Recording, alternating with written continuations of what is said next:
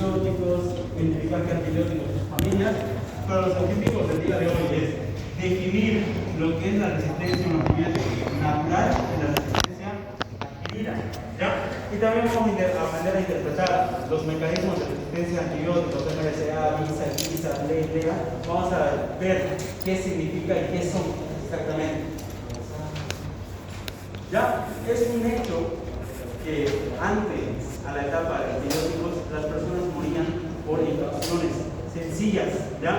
Una mínima infección antes a una persona la podría llevar a la muerte de manera directa. Sin embargo, gracias a la llegada de los antibióticos, la esperanza de vida, el promedio de vida de la persona ha crecido, ¿ya? Gracias a que hemos encontrado moléculas que son capaces de inhibir o matar a estos microorganismos que causan enfermedades, ¿ya? Y estos microorganismos están básicamente en todos lados, ya son mucho más numerosos que nosotros. Entonces, la esperanza de vida se ha incrementado gracias al uso de antibióticos. Ya ustedes se acordarán que Alexander Fleming descubrió la penicilina, el hongo Penicillium y a raíz de eso no solo se quedó ahí, sino toda esa familia se amplió a otros lados. ¿Para qué? Para buscar eliminar distintos grupos bacterianos, ¿ya? Principalmente los que producen enfermedad. Vamos a hablar de dos conceptos importantes, ¿ya? La resistencia bacteriana. ¿Qué es la resistencia bacteriana? A ver, chicos, esta es una clase importantísima. Hagan el gran esfuerzo de atender y aprender algo de esta clase, porque esto van a ver toda su vida. O sea que, por favor, hagan el gran intento, señorita de lentes que está ahí adelante. Haga el intento, por favor, de atender. Entonces vamos a para ver. tener más oportunidad de escuchar esta clase.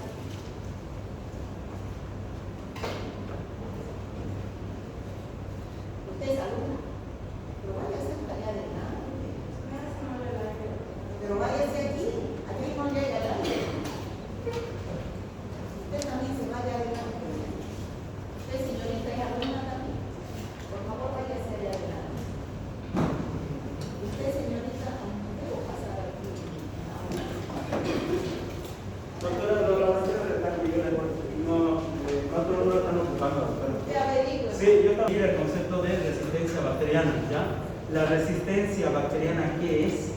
Es esa capacidad que tienen las bacterias para resistir al efecto de los antibióticos, ¿ya? Es decir, hay bacterias que son capaces de resistir a los antibióticos, a sus mecanismos de acción. Y hay un concepto que es la resistencia múltiple o multiresistencia, ¿ya? Son bacterias, por este término se habla o refiere a bacterias que son resistentes a distintos antimicrobianos. Es decir, cuando hablamos de resistencia bacteriana podemos decir que tal vez una Escherichia coli es resistente a penicilina, pero cuando hablamos de bacterias multiresistentes estamos hablando de bacterias que van a soportar varias familias de antibióticos. Pueden soportar el efecto de tetraciclinas, macróleos, penicilina, betalactámicos, etc. Entonces, esto es importante porque... Sí, por favor. Entonces, ¿por qué es importante esto?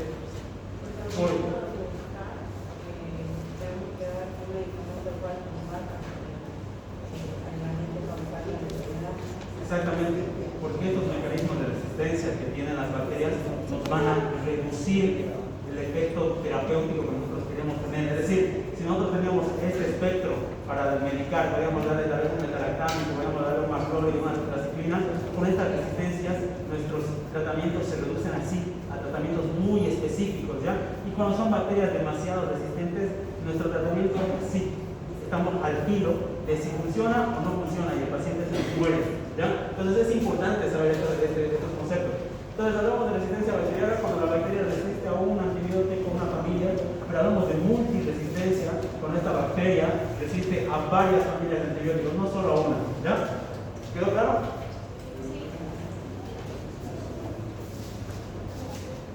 Vamos a ver el concepto de resistencia natural o intrínseca y resistencia adquirida o extrínseca. Cuando hablamos de resistencia natural o intrínseca, son la resistencia que tienen las bacterias de manera natural, ya sin haber sido influenciadas por ningún factor externo. Ejemplo, ustedes saben este concepto. Con una bacteria así nueva, no tiene contacto bacteria salvaje. ¿Ya? Esta bacteria está con su propia genética, tiene sus propias características, pero no ha sido para nada modificada por ningún agente externo. Nada le tocó. Ya es una bacteria salvaje. Entonces, en este estado de bacteria salvaje hay bacterias que son ya de por sí resistentes a un antibiótico. Es decir, un ejemplo, por ejemplo, el micoplasma. ¿Verdad? ¿Quién de los micoplasma tiene resistencia natural a qué grupo de antibióticos? ¿Qué grupo de antibióticos creen? O sea, ¿a qué grupo de antibióticos creen ustedes que es resistente el micoplasma? ¿Qué características tenían los micoplasmas? No tienen pared celular. No tienen pared celular. Y si no tienen pared celular, van a ser resistentes a qué antibióticos? O cualquier antibiótico que su mecanismo de acción sea en la pared celular. ¿Ya? ¿Cuáles son los antibióticos que su mecanismo de acción es inhibir la síntesis de pared celular? Beta-lactámicos, ¿qué más? Cicloserina, fosfomicina, vancomicina, ¿ya? Y los glicopéptidos. No, sí, los glicopéptidos. Todos los grupos de familia actúan en la pared celular. Entonces, yo si tengo una paciente con infección por micoplasma, neumonía, ureaplasma orolítico, que son de género micoplasma, ninguno de esa familia de antibióticos me va a servir. ¿Ya? ¿Pero por qué? Porque esta bacteria es naturalmente resistente. ¿Ya? Nadie le ha tocado a esa bacteria, es su propia conformación genética, sus características morfológicas, las que le da esta resistencia natural. ¿Ya? ¿Se entendió esa parte?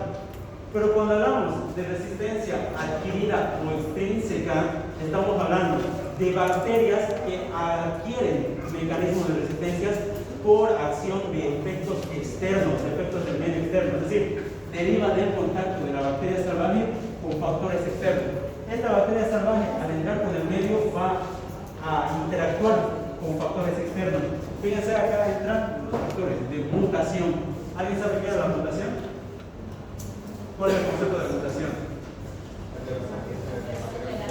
Alteración en el material genético de manera indefinida.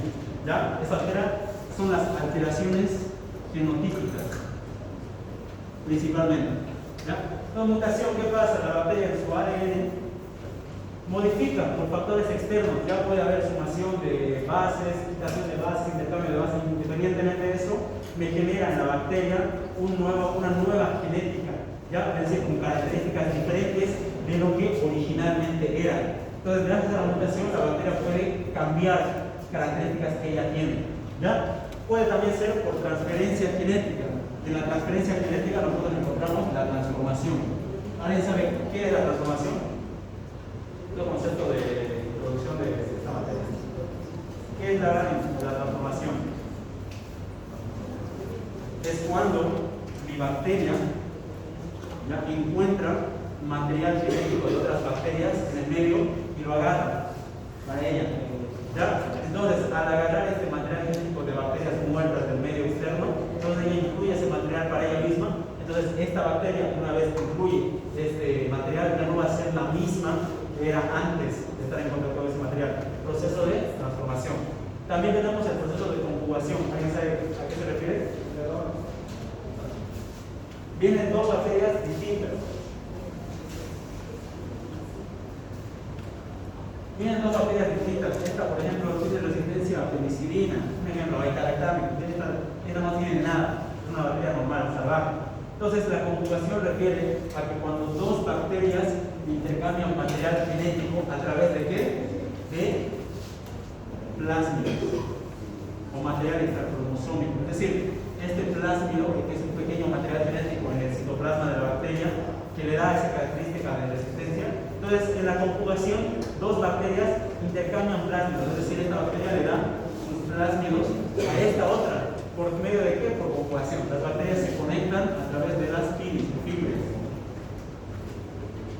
Entonces, al pasar de los plásmidos a esta bacteria que antes no tenía, esta bacteria, si esta bacteria, sus plásmidos eran resistentes a la penicilina, entonces esta bacteria que era naturalmente salvaje, al entrar en contacto con la otra bacteria y tener los plásmidos, esta también se convierte en resistente a la penicilina. Entonces, fíjense que las bacterias intercambian esa información, estas habilidades que tienen las bacterias se intercambian entre ellas a través de conjugación. ¿Y traducción? ¿Alguien sabe qué es?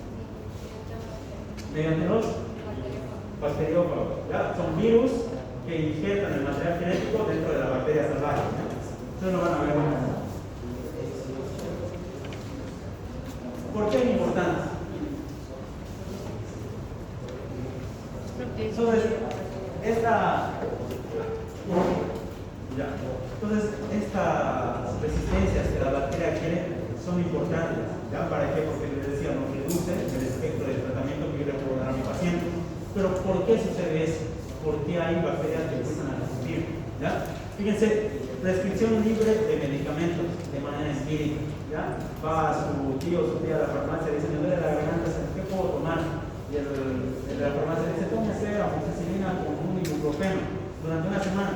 Y ya va el señor, se compra su amoxicilina, toma. Y tal vez no es una infección bacteriana. ¿De qué le sirvió el antibiótico? ¿Lo curó? No.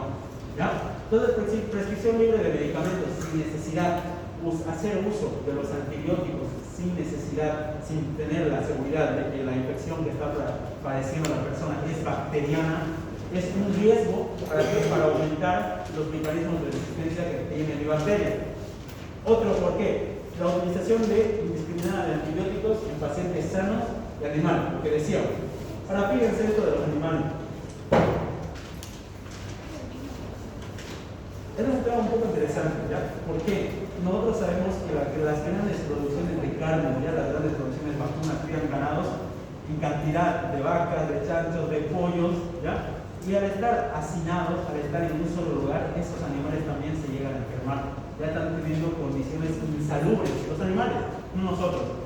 Entonces, los granjeros, para evitar que se les muera su ganado, ¿qué hacen? Agarran un montón de antibióticos y se lo ponen en la comida del animal. ¿Para qué? Para evitar que ese animal se enferme por esas infecciones y se muera. Y si se muere, no hay producción y no hay plata, ¿no? Entonces, fíjense que la utilización indiscriminada de antibióticos en animales también da a que los animales tengan resistencia bacteriana. Y si yo entro en contacto con esa bacteria que me puede afectar a mí, entonces me va a transmitir esa bacteria resistente a mí. Ya, entonces fíjense, otro por qué. El uso de dosis o duración inadecuada del tratamiento antimicrobiano.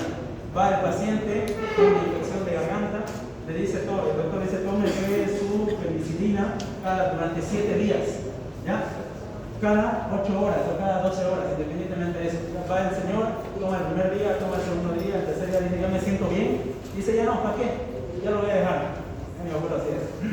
¿Para qué lo voy a dejar? Ya estoy bien, ya estoy curado. Entonces no cumplió su espectro de tratamiento y por ende tampoco eliminó a todas las bacterias que le estaban produciendo infección. Todas las bacterias naturalmente van a adquirir resistencia a la penicilina, en este caso que fuera ese, ¿no? Entonces a la siguiente vez que el paciente le dé esa misma infección, esa dosis o ese medicamento que tal vez ni le haga efecto. Entonces tenemos que buscar otro. Entonces, ¿otro por qué? Por el uso de la dosis o duración inadecuada, es decir, el paciente no cumple el tratamiento o tal vez el doctor no le dio la dosis adecuada. ¿Ya? Puede ser. El desconocimiento de los perfiles de sensibilidad de los diferentes gérmenes debido a la administración de tratamientos fuertes sin el antibiograma. Es decir, nosotros cuando tengamos una infección bacteriana, nosotros tenemos que pedir un análisis bacteriológico. Ya es vital. No puedo llevar a mi paciente con una posible infección meningia y decir, ya, que se tome amicacina, eso le va a calmar, o que se tome una cobramicina, o le inyecte cobramicina vía endovenosa. No puedo hacer eso. ¿Por qué? Porque si yo no sé el perfil de sensibilidad de esa bacteria a dicho antibiótico, puedo estarle dando un antibiótico que no le sirva. ¿Ya? Y por ende esa bacteria va a adquirir mayor resistencia al antibiótico. Entonces, se tiene que tener un antibiograma. ¿Ya qué era un antibiograma? Un informe de laboratorio. Viene el laboratorio, le dice el doctor, estos son sensibles, estos son intermedios y estos son resistentes. Ahí les pone la lista. Es sensible a penicilina, fosfomicina, es intermedio a fosfomicina, es resistente a amicacina. Entonces ahí el laboratorio ya me da las pautas. Entonces yo no puedo ir al tratamiento y decirle voy a dar esta columna resistente, ¿no? Contraproducente, negligente, incluso, ¿ya? Entonces yo tengo que apuntar a los fármacos que son sensibles, ¿ya? Y si no hubiera fármacos sensibles, tengo que apuntar a los intermedios. Y si no hubiera intermedios, ¿qué hago? No, mentira. Puede haber sinergismo de potenciación. Utilizo 2 o 3 antibióticos juntos para intentar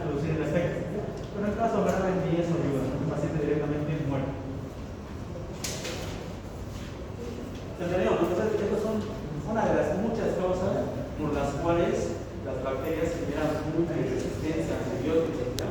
Y la multiresistencia es un peligro grave para la persona. Ahora, pasa, ¿no está? ¿Ya trajo su ahora, ¿cómo la bacteria se vuelve resistente a los Amacho. antibióticos?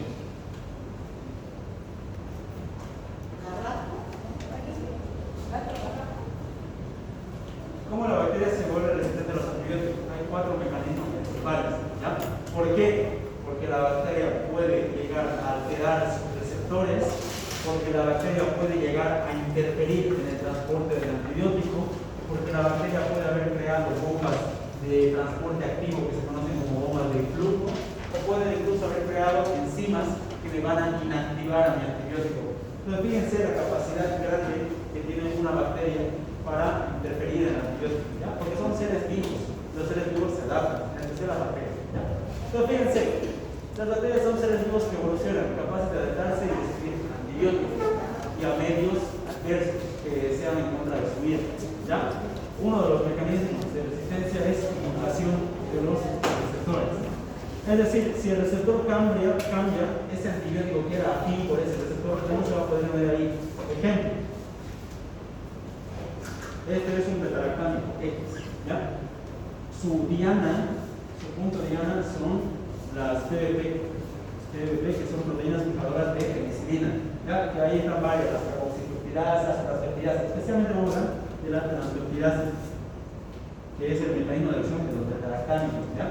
Entonces, la transpeptidasa, ¿qué es? Una enzima que se encarga de sintetizar la pared celular en la capa vaginal, ¿ya? Entonces, este beta-lactámico viene a la transpeptidasa y la inhibe, ya se une a ella y la inhibe.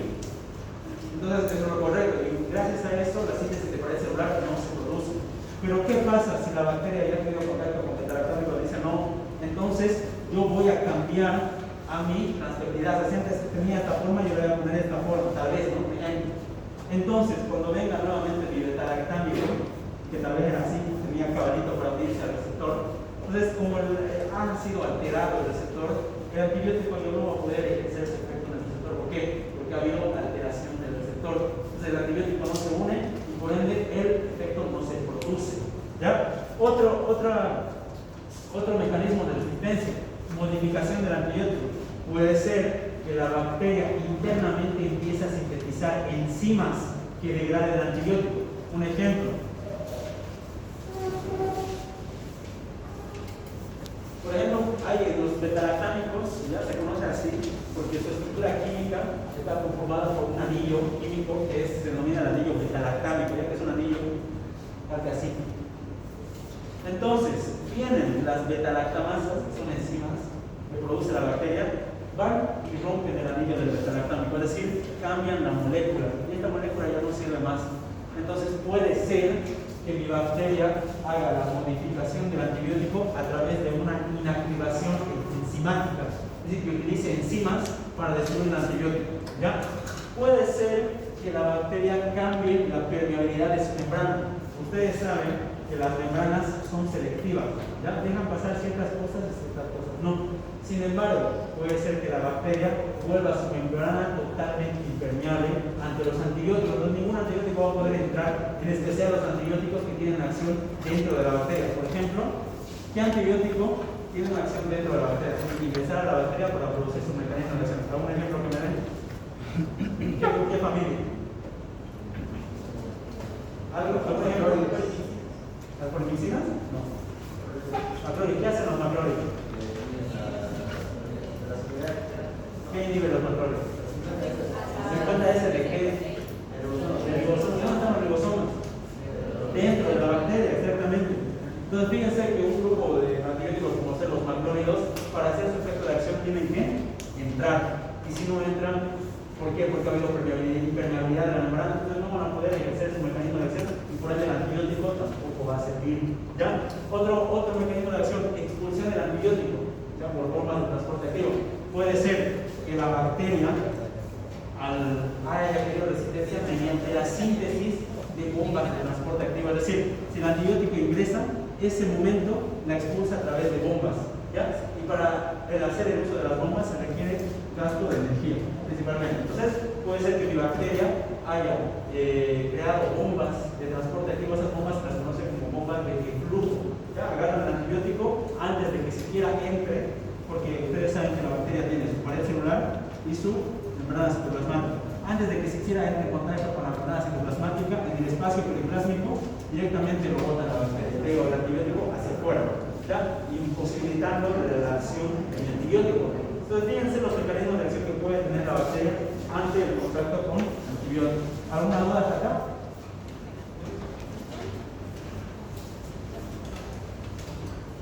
O sea, eso. Entonces tenemos el mecanismo de acción, alteración de receptores. La bacteria cambia el receptor específico donde actúa el antibiótico. Y si el receptor es cambiado, el antibiótico no ejerce su efecto porque no reconoce a su receptor y por ende no hay acción del antibiótico. Un ejemplo, alteración de las PDPs. Decía que las PDPs son las proteínas fijadoras de penicilina. Ya, ahí estábamos. La transpeptidasa, la carboxipeptidasa y hay otras más. ¿Ya? Entonces, ¿qué ocurre? Los beta-lactámicos, que son antibióticos que inhiben síntesis de pared celular, van y atacan principalmente a las transpeptidasas que se encargan de la formación del peptidoglicano en la última fase de la síntesis de la pared celular. Entonces, es lo que normalmente hacen. Sin embargo, si la bacteria agarra su receptor y lo modifica, el antibiótico no va a reconocer el receptor y por ende no va a haber unión a estos receptores. ¿Se entendió? Entonces, a la alteración de los PBP, de las proteínas fijadoras de penicilina, me dan resistencia a beta-lactámicos. ¿Por qué? Porque estos son los antibióticos que se encargan de síntesis de pared celular. Entonces, si el receptor es cambiado, el antibiótico ya no sirve. Principalmente afecta a los beta-lactámicos. ¿Qué dice acá?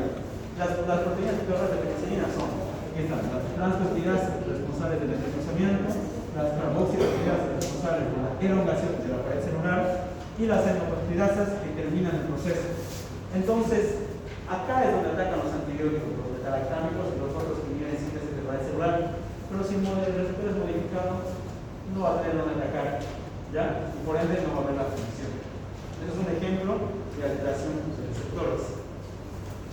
Otro ejemplo de alteración de los receptores. ¿Cuál era el mecanismo de acción de las sulfonamidas? El sulfametocresol, sulfamidina. ¿Cuál es el mecanismo de acción? Ustedes ya lo tienen que saber eso. ¿O no lo estudiaron? Ahora hay que ver qué hace la sulfonamida. ¿Qué inhibe la sulfonamida? ¿Qué metabólico? Todo lo que Gal desegrega, no venir. ya, no se olviden. Lo hemos tratado de ver esta parte. El grupo de... Entonces, la vitamina B9 es un metabolismo, es una molécula importante para el metabolismo de las bacterias. Entonces, las sulfonamidas específicamente atacan a una enzima que es la dihidroteroato sintetasa. Es decir, vienen acá las sulfonamidas y inhiben la enzima, por unión a la enzima. Ahora, el mecanismo de acción del trimetoprim, que está dentro igualmente de esta ruta metabólica, el trimetoprim viene a la enzima dihidrofolato sintetasa y la inhibe. Entonces, no hay síntesis de vitamina B9 y por ende, ninguna de estas tres funciones se ve y la bacteria muere, principalmente cuando se combinan las dos. Entonces, otro ejemplo de alteración de receptores puede ser que la bacteria agarre su dihidroteroato sintetasa y modifique los receptores de la enzima. Entonces, si la enzima es modificada, principalmente las sulfonamidas no van a reconocer la enzima y por ende no va a haber inhibición de la ruta metabólica.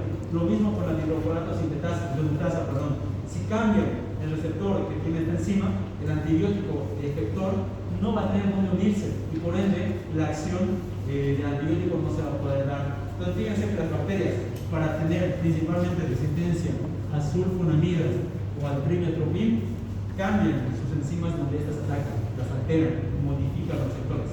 ¿Para qué? Para que la bacteria siga teniendo su vitamina B9, pero los antibióticos no puedan hacer efecto en ella. ¿Ya? ¿Se entiende esa parte? Es otro ejemplo de alteración de receptores. ¿Ya? Otro ejemplo puede ser que hayan alterado la enzima enzima ADN quirasa, que era el mecanismo de acción de las quinolonas, o la ARN polimerasa, que era el mecanismo de acción de la rifampicina. ¿Ya? ¿Qué hacía la ARN polimerasa en la bacteria?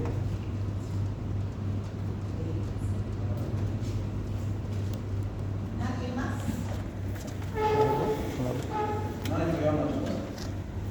La ARN polimerasa se encargaba de la transcripción del ARN mensajero. ¿El ARN mensajero para qué servía?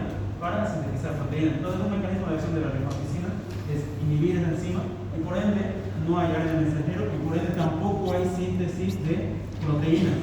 Ese es el mecanismo de acción que tiene la rifampicina, ¿ya? Inhibición de la síntesis de ADN y ARN. Ahora, si mi bacteria altera la estructura química de la ARN polimerasa, principalmente la rifampicina no va a reconocer a este receptor, entonces no va a tener acción. ¿Ya? Otro ejemplo de alteración de receptores. Cambios en la ADN quirasa, topoisomerasa afectan principalmente las quinolonas, ¿ya? Porque ellas tienen el mecanismo de acción sobre estas enzimas. Ya no se olviden, esto tiene que repasar para que no se olviden nunca más. Entonces, ahora vamos a hablar de interferencia en el transporte del antimicrobiano. ¿Ya? Una de las principales motivos o principales mecanismos de acción por el cual la bacteria interviene en el transporte es principalmente la impermeabilidad de la pared. ¿Ya? Generalmente la pared celular es selectivamente permeable, ya tendrá algunas moléculas que atraviesen de manera directa, otras que atraviesen a través de canales. Sin embargo, un mecanismo de resistencia de la bacteria es volverse impermeable, principalmente a las purinas. Las purinas, que son proteínas que vuelven impermeable a la pared, es decir, tienen aquí pequeños canales abiertos por los cuales pueden ingresar el antibiótico y ejercer su efecto. ¿Ya? Pero si la bacteria se vuelve impermeable, estas purinas básicamente se cierran, ya inhiben las purinas en la pared celular. Entonces nada va a poder entrar. Entonces las purinas se vuelven que son naturalmente permeables, permiten la entrada del antibiótico, por lo cual si estas purinas se bloquean, el fármaco no ingresa y no hay efecto de acción. Y por ende no se produce el efecto esperado. Principalmente la impermeabilidad de la pared afecta a los beta-lactanos. ¿Por qué? Porque estos tienen acción en la pared celular. ¿Ya? ¿Se entiende por qué no? Es un ejemplo de la interferencia en el transporte del antimicrobiano. Otro ejemplo es el aumento de cationes bivalentes. Este es un poco más interesante. Aquí tenemos una bacteria.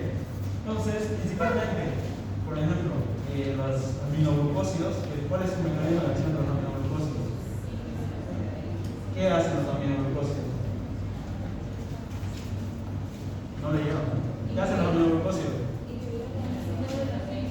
División de la síntesis de proteínas, específicamente aquí 30 y 50S para asimilarlo. Entonces, los aminoglucósidos se dividen en 30 y 50S. Ambos, y su origen es bactericida. ¿Ya? Pero para poder hacer su efecto, tienen que entrar, tienen que llegar al ribosoma a hacer el efecto para que recién la bacteria pueda morir. Entonces, una interferencia en el transporte de antimicrobiano es la acumulación de cationes bivalentes. ¿Qué son cationes? ¿Qué entienden ustedes por cationes? Iones con carga positiva, sodio, magnesio, potasio, todo eso. Y cuando hablamos de bivalentes, es que su número de valencia es 2. ¿Ya? Ejemplos: calcio, que es más 2, magnesio, que es más 2, de zinc, que es más 2. ¿Ya? Entonces, cuando el antibiótico está ingresando, el antibiótico va a ser este problema. Cuando el antibiótico está ingresando, la bacteria ya tiene acumulado en su membrana citoplasmática cationes bivalentes. Aquí está lleno de acumulación de zinc, de sodio, de calcio, de magnesio. Entonces, ¿qué hacen estos? Fíjense, la presencia de cationes bivalentes puede formar quelatos, disminuyendo la biodisponibilidad del antibiótico. ¿Qué quiere decir esto? La quelación es el proceso por el cual los minerales se unen a moléculas orgánicas. Es decir, estos cationes bivalentes que están esperando al antibiótico, cuando entre el antibiótico lo van a unir permanentemente. Es decir, van a agarrar el zinc, por ejemplo, va a agarrar el aminoglucósido casar básicamente, los dos se van a unir de manera irreversible. Y al unirse de esta manera forman los quelatos, ¿ya? Que son unión de un mineral, en este caso, sí, magnesio, sodio, que se unen con el antibiótico. Y el antibiótico, como ser aminoglucósidos o fluoroquinolonas, tienen principalmente estructuras orgánicas. ¿Ya? Entonces, los cationes divalentes son afines de estas estructuras orgánicas llenas de carbono. ¿Ya? Entonces, un ejemplo de la interferencia en el transporte de antimicrobianos es el aumento de cationes divalentes. Principalmente afecta a quienes, aminoglucósidos y fluoroquinolonas. ¿Por qué? Porque su estructura química es predominantemente orgánica, es decir, que está llena de carbonos. ¿Ya? Entonces, estos quelatos, la bacteria los acumula. ¿Para qué? Para evitar la llegada del antibiótico, es decir, básicamente que los une irreversiblemente, y si los une, este antibiótico ya no cumple su función original, no sirve básicamente. Entonces, aumento de cationes divalentes. Es un ejemplo de interferencia en el transporte del antimicrobiano. Creación de bomba de flujo. Ya te lo comenté que vamos a ver.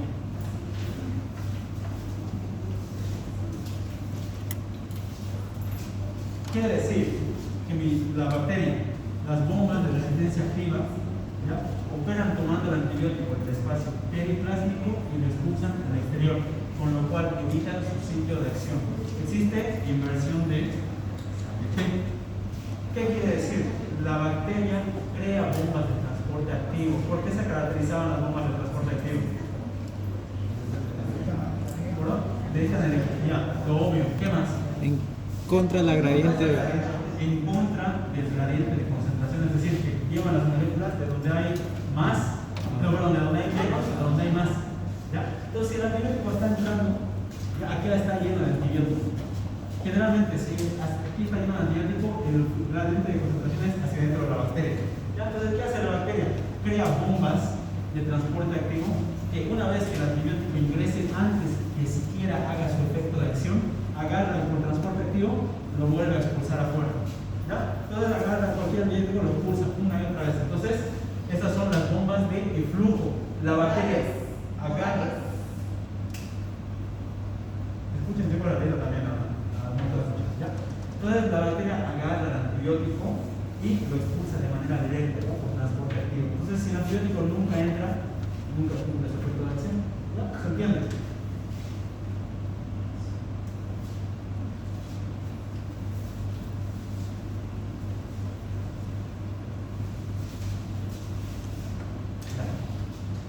Ahora, el último mecanismo de resistencia, ¿ya? Es la inactivación enzimática. ¿A qué se refiere esto? Es que la bacteria sintetiza enzimas capaces de degradar al antibiótico. ¿Ya?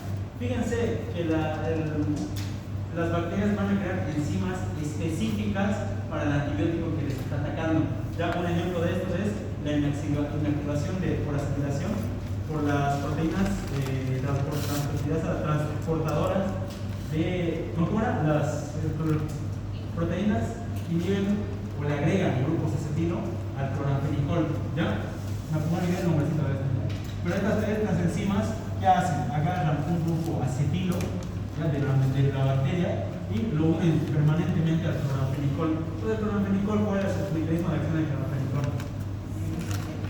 ¿Qué inhibe? Síntesis de proteína. ¿Qué inhibe? Cuenta eso, exactamente. Entonces, si este lo caza irreversiblemente, ya altera su estructura química y por ende el cloramfenicol no va a poder tener ese efecto adecuado. ¿Ya? Otro ejemplo, modificación por enzimas como ser adeniltransferasas, acetiltransferasas, fosfotransferasas. Cuando hablamos de transferasas son enzimas que transfieren algo. ¿Ya? Pueden transferir un grupo adenilo, un grupo acetilo, un grupo fosfato. Entonces van a agarrar estos grupos y los van a cazar irreversiblemente con el antibiótico. Esto afecta principalmente a sí, te pasé las varitas, chicos, ¿dónde están la lista? Ya, sigamos. Otro ejemplo de inactivación enzimática es la modificación por una fosfetinolamina transferasa que afecta principalmente a la polimixina E. ¿Alguien se acuerda cuál es el mecanismo de la polimixina E? Membrana plasmática. ¿Qué hace? ¿De qué manera la altera? ¿Se acuerdan que les dije? Las polimixinas, también la traptomicina, los antibióticos que su mecanismo de acción es alteración de la membrana citoplasmática, ¿qué hacían con la membrana citoplasmática? Tenían una acción detergente. ¿Saben qué significa tener acción detergente? Ácido micólico.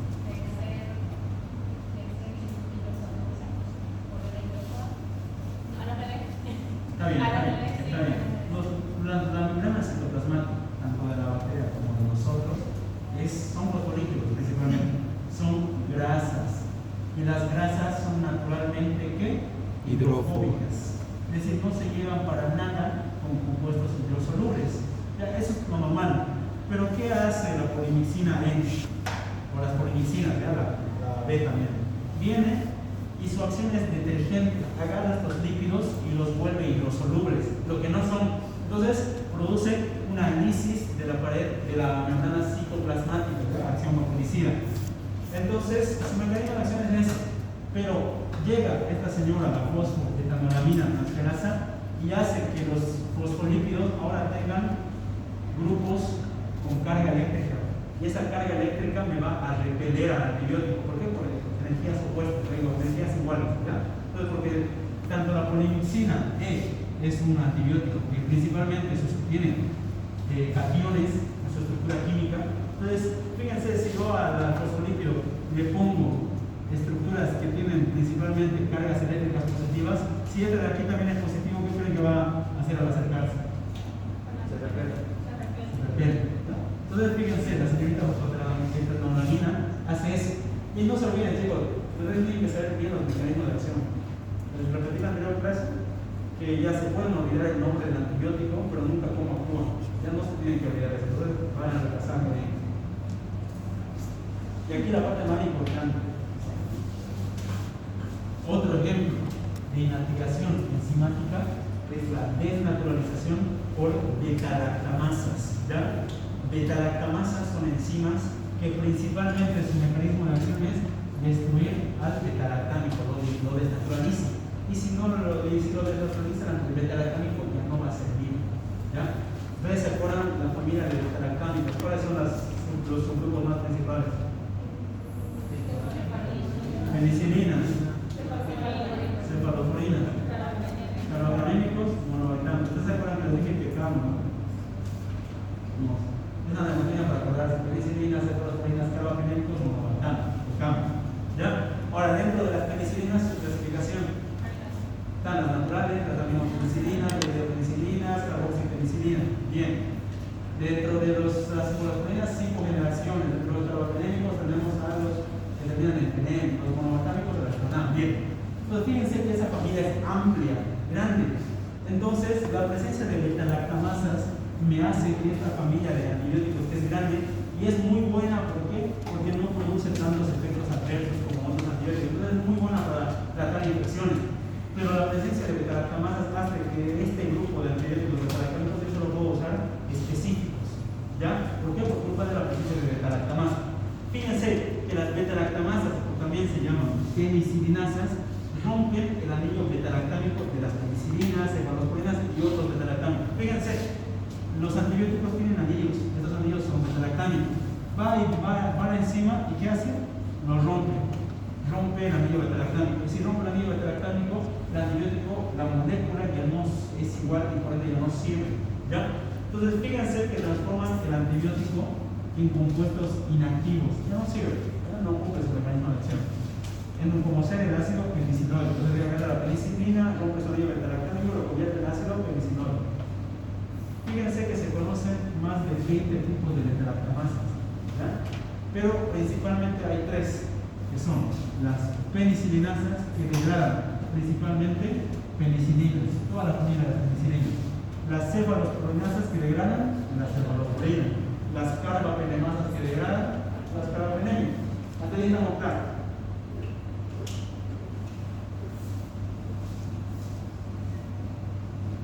Ya. Entonces, cuando estas beta-lactamasas se unen, es decir, una bacteria no solo va a tener una beta-lactamasa, puede tener de esas 20 que se conocen 10, 4, 5, dependiendo. Cuando un grupo determinado de beta-lactamasas se unen, generan distintos tipos de resistencia. ¿Ya? Entonces, dentro de la desnaturalización inmunización por beta-lactamasas se conocen varios tipos de resistencia, ¿ya? Uno de esos es la blea. Cuando hablamos de bacterias, y van a ver ustedes en algún informe de laboratorio que dice, se presenta cepa de coli con mecanismo de resistencia blea. Entonces, ¿qué significa blea? ¿Qué es?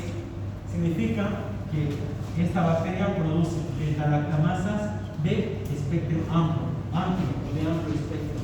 Es decir, que el conjunto de beta-lactamasas que tienen son capaces de hidrolizar los antibióticos hasta la segunda generación de cefalosporinas. ¿Ya? Vamos en orden: penicilinas, cefalosporinas, carbapenémicos y monobactámicos.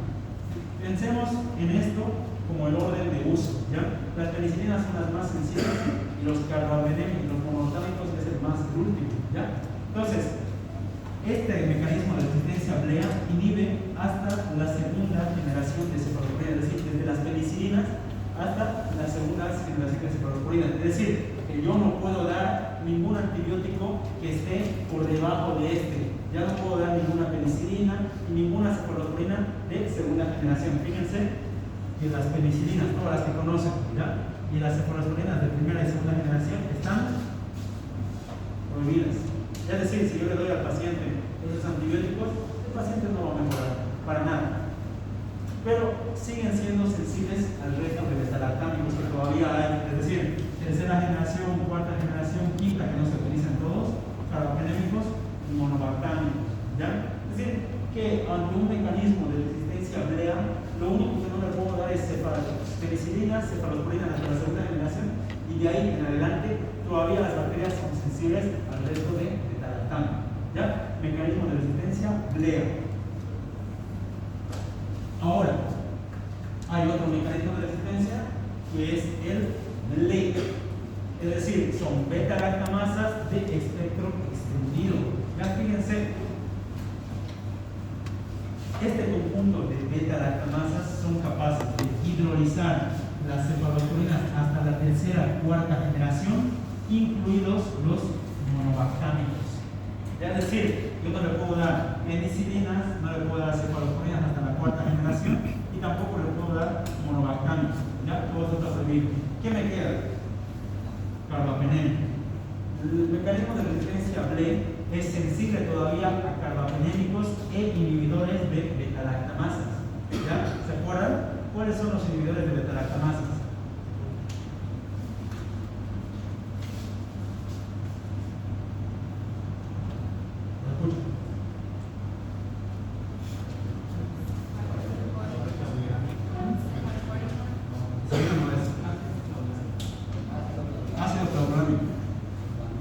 ¿Qué más?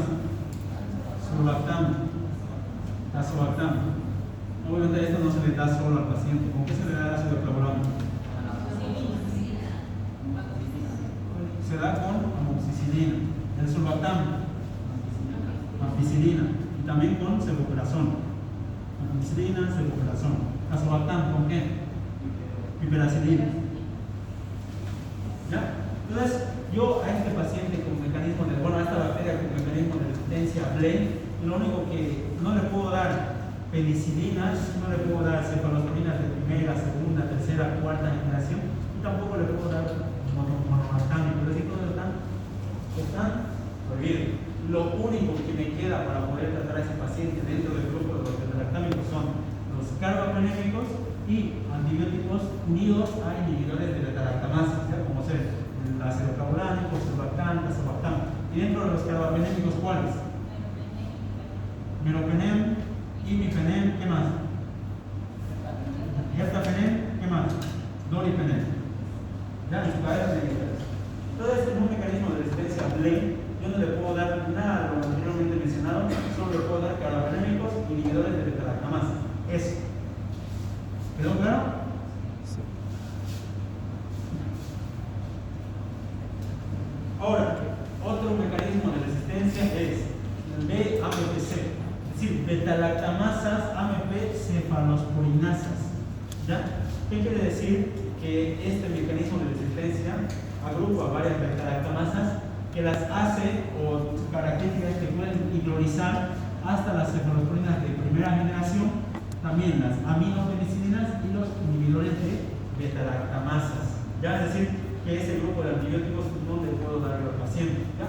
Dentro de las penicilinas, las aminopenicilinas, ¿como cuáles? ¿Cuáles son las aminopenicilinas? Amoxicilina 1 y el otro. Ampicilina. ¿Ya? Entonces yo me la puedo dar eso. Dentro de las cefalosporinas de primera generación, ¿cuáles son? Cefadrina. ¿Cuál más? Cefaclor. ¿Qué más? Cefalexina. ¿Qué más? ¿No? Entonces yo no le puedo dar nada de eso al paciente. Inhibidores de beta-lactamasas, ya lo saben por lo que tenemos que hablar. Entonces, en este mecanismo de resistencia, esos antibióticos están prohibidos. ¿Ya? Es decir, yo no le puedo dar eso, pero el resto de beta-lactámicos sí. Ya carbapenémicos, monobactémicos, cefalosporinas de segunda, tercera, cuarta, puedo dar. ¿Por qué se llama AMP? ¿Ya? Porque este mecanismo de resistencia principalmente está producido por estas bacterias, ¿ya? Acinetobacter, Morganella, Proteus, Citrobacter, Enterobacter y Cellulose. Tienen sus iniciales como mnemotécnica, AMPC. Estas bacterias, no sé si van a avanzar, creo que no, son principalmente bacilos gram negativos, ¿ya? Principalmente son del grupo de las enterobacterias. ¿Ya? Es decir, que son bacterias que principalmente están en el tracto intestinal como microbiota. Pero una vez que salen de ahí, pueden ser infectivas para la persona. Entonces, estas bacterias son las principales que producen este mecanismo de resistencia, por eso recibe ese nombre. ¿Ya? Lo que ustedes se tienen que acordar, por ese caso, de lo que les estoy diciendo es qué antibióticos puedo dar y qué antibióticos no puedo dar. Eso es lo que tienen que estar de memoria. Vean esto ya, un detalle. Pero el resto, lo anterior, tiene que estar en su cabeza. Ahora, beta-lactamasas, carbapenemasas. ¿Ya? Quiere decir, nuevamente le voy a hacer mi escala. Penicilina, cefalosporinas, carbapenémicos, no, monobactámicos y carbapenémicos. ¿Ya? Esa es mi escala de uso. Fíjense que si yo tengo beta-lactamasas, carbapenemasas, ¿qué hacen? Hidrolizan hasta los carbapenémicos y casi todos los beta-lactámicos. Fíjense que los carbapenémicos están hasta acá. ¿Ya? Entonces todo lo que está por encima de eso yo tampoco le puedo dar, no le puedo dar penicilina, no le puedo dar cefalosporina, no le puedo dar monobactámicos, no le puedo dar ni siquiera carbapenémicos. Por ende, este mecanismo de resistencia es casi resistente a todos los beta-lactámicos y todos los beta-lactámicos están prohibidos. Sin embargo, hay una excepción. Los carbapenémicos que son inhibidores de beta-lactamasas, perdón, los carbapenémicos siempre se utilizan como última línea de defensa. ¿Por qué? Porque son los antibióticos beta-lactámicos más fuertes. ¿Ya? Cuando hay resistencia a estos carbapenémicos, la única solución o la única sensibilidad que todavía hay es cuando se la asocia con un inhibidor de beta-lactamasa, ¿ya? Ciprofloxacino, rosuvastatin, sulforafán. Y aún así, a veces no funciona. Entonces, por ende, una bacteria que tenga beta-lactamasas, carbapenemasas, preferiblemente no se le da ningún beta-lactámico. Es decir, ya me busco yo otra familia de antibióticos. Ya no le puedo dar beta-lactámico. El coliquín, o sea, el coliquín es muy bueno, ya de hecho es buenísimo, pero tiene alto riesgo adverso, no se le debe usar con ningún paciente, a no ser que sea como último recurso, ¿ya? Es altamente neurotóxico, es nephrotóxico, puede causar insuficiencia renal así. Ya entonces no es un antibiótico que puede dar a un paciente que está con dolor de garganta, no. Un paciente que puede programar y que tenga sepsis, ¿ya? Y entramos a otros mecanismos de acción. Por ejemplo, tenemos a la Klebsiella, a la KPC, que es Klebsiella pneumoniae carbapenemasa. Se llama Klebsiella pneumoniae porque principalmente esta bacteria es la que produce carbapenemasas, casi por naturalmente. Sin embargo, hay bacterias como E. coli también que pueden tener KPC. ¿Por qué creen que pasa eso? Ya, principalmente la que produce estas carbapenemasas son la Klebsiella pneumoniae. Pero de repente me aparece el informe que es una E. coli que tiene este mecanismo de resistencia. ¿Por qué creen? Claro. Estas bacterias, la Klebsiella pneumoniae es una bacteria nosocomial, vive en los hospitales. ¿Ya? Y si esta bacteria es naturalmente resistente a carbapenémicos, puede incluso traspasárselo a otras bacterias que nada que ver con una E. coli, ¿no? Entonces, el mecanismo de resistencia carbapenemasa nuevamente es igual que el anterior, ¿ya? Si es capaz de inhibir los carbapenémicos, por ende inhibe todos los beta-lactámicos que están por encima. Entonces, en este mecanismo de resistencia, tampoco es recomendable dar ningún beta-lactámico. Ninguno de los beta-lactámicos lo puedo dar en este paciente, ¿ya? Ahora, fíjense, resistente a todos los beta-lactámicos. Ahora, otro mecanismo de resistencia, el MRSA. Se denomina MRSA porque es Staphylococcus aureus resistente a meticilina. ¿A qué grupo pertenece la meticilina?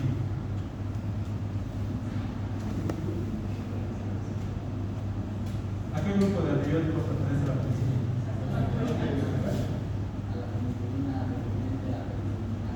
Son penicilinas resistentes a penicilinato. En ese grupo, ¿qué otros están? Tenemos uno, la meticilina. ¿Qué otros hay? O el único. La oxacilina. ¿Cuál más? Oxacilina. Bien, son 4. Entonces, fíjense que ahí están esos. Son resistentes a penicilinasas, ¿ya?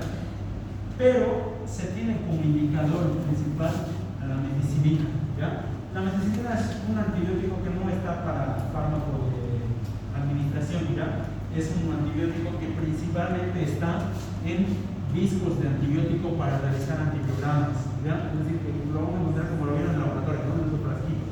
Es decir, que cuando hay una bacteria que tiene resistencia a meticilina, y la meticilina es un antibiótico resistente a penicilinasas, a beta-lactamasas, si quieren decirlo. Entonces, si la bacteria es capaz de resistir meticilina, que es un poderoso resistente a las beta-lactamasas, entonces, por ende, la bacteria va a ser resistente a todos los beta-lactámicos, ¿ya? ¿Por qué? Porque ni aún así este resistente, la meticilina, que es la más resistente contra las enzimas bacterianas, ha sobrevivido, peor cualquiera de estas. Entonces, ante un mecanismo de resistencia MRSA, indicador de resistencia a todos los beta-lactámicos, ¿ya? Principalmente es el Staphylococcus aureus, ¿ya? Y eso es importante. Cuando ustedes vean una infección por Staphylococcus aureus, ¿qué tipo de infecciones produce el aureus? Esto sí lo vamos a hacer en la teoría. ¿Qué infecciones produce el aureus? Tuberculosis. Produce a nivel de oral, impético, ¿no? Pero más graves puede llegar a sepsis, endocarditis, ¿ya? Entonces, en ese caso, si yo tengo un Staphylococcus aureus, antes de siquiera pedir el antibiograma, yo ya debo saber que el aureus es naturalmente resistente a beta-lactámicos. Ya obviamente, esa resistencia no es que ella haya nacido así, sin embargo, con el paso de los años, el aureus es el que ha empezado a resistir mayormente a antibióticos. Entonces, si yo encuentro un paciente infectado con aureus, no voy a pensar directamente en un beta-lactámico. Antes de siquiera pedir el antibiograma, ya debemos saber que puede ser que este aureus sea resistente a todos los beta-lactámicos. Entonces yo me busco otro grupo de antibióticos, ¿ya? Entonces, cuando yo vea una bacteria con resistencia MRSA, directamente los beta-lactámicos están prohibidos. Sin embargo, hay una gran excepción. Ya hay estas preguntas. ¿Qué dice acá? El mecanismo de MRSA aún es sensible a las cefalosporinas de quinta generación. ¿Cuáles son las cefalosporinas de quinta generación? Ceftalolina y ceftabricol. Y ceftabricol. Ustedes se acordarán que les dije yo que las cefalosporinas de quinta generación solo se usan contra MRSA. No le voy a dar a ningún paciente más que a un paciente que tenga infección con una bacteria de resistencia MRSA. ¿Ya? Ahí está la ceftalolina, el ceftabricol. ¿Ya? Entonces, todavía esta resistencia puede ser sensible a cefalosporinas de quinta generación. A lincosamidas. ¿Cuáles son las lincosamidas? ¿Qué antibióticos están las lincosamidas?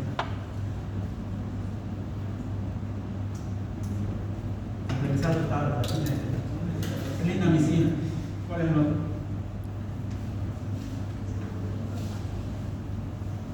Y fíjense a la vancomicina. ¿Ya? La vancomicina se considera como el antibiótico de oro. Así lo llaman, no sé por qué. No, mentira, sí sé por qué, pero no tiene nada que ver con el oro. La vancomicina se llama, o se denomina como el antibiótico de oro, porque es súper efectivo ante bacterias que tengan mecanismos de resistencia MRSA. Entonces, aparte de poder tal vez dar una cefalosporina de quinta o una nicosamida, también yo de primer ojo le he hecho mano a la vancomicina. Ya por eso se llama un antibiótico de oro. Es el primerito que yo pienso para tratar un MRSA. ¿Ya? Entonces, ¿pero cuál es el peligro de la vancomicina? ¿Alguien sabe su riesgo adverso? Produce un síndrome que es el síndrome del hombre lobo. Es una hiperreacción del paciente exagerada del antibiótico. ¿Ya? Pues, claro, exactamente. Cuando la vancomicina principalmente se utiliza de manera rápida. Pero obviamente si yo tengo un paciente grave, yo lo que más quiero es que el antibiótico llegue rápido. Entonces yo tengo que pensar también en eso. ¿Ya? Entonces, ante un mecanismo de MRSA, ya yo puedo pensar en una cefalosporina. Primero, en una vancomicina. Lo primero que pienso. Ya después una cefalosporina de quinta o una nicosamida. ¿Ya? Pero ningún metalactámico está permitido. Ninguno, no le va a hacer nada. Otro mecanismo de resistencia, VISA. Suena a la VISA.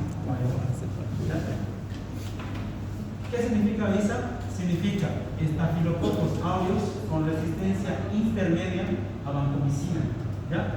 En estos Staphylococcus aureus, nosotros ya sabemos que tienen resistencia MRSA. O sea, no le puedo dar beta-lactámico. Entonces yo pienso en vancomicina. Ya digo, cuando le viene la vancomicina. Pero pasa que el laboratorio me dice, no doctor, esta bacteria tiene resistencia intermedia a vancomicina. Entonces tampoco le puedo dar la misma dosis de vancomicina que se le daría a una bacteria sencilla. Entonces ahí yo aplico que a mecanismos de VISA tienen resistencia intermedia. Se debe calcular la dosis en base a su concentración mínima inhibitoria o a su concentración mínima bacteriostática. ¿Ya? Ahí es donde yo pido un estudio extra. Es decir, yo le pedí análisis bacteriológico, me salieron los resultados y ahí dice resistencia intermedia a vancomicina. Pero yo tengo que usar vancomicina, es la única opción que tengo, digamos, ¿no? Entonces ahí yo solicito al laboratorio que me haga un estudio de concentración mínima inhibitoria. ¿Qué es la concentración mínima inhibitoria? La cantidad mínima de antibiótico que es capaz de inhibir o matar a la bacteria. Ya, pero estos son estudios in vitro, ya son estudios de laboratorio. No es que directamente, si aquí te dice, es GISA, Staphylococcus aureus con resistencia a intermedia a glicopéptidos. ¿Ya? ¿Cuáles son los glicopéptidos? ¿O solo la vancomicina?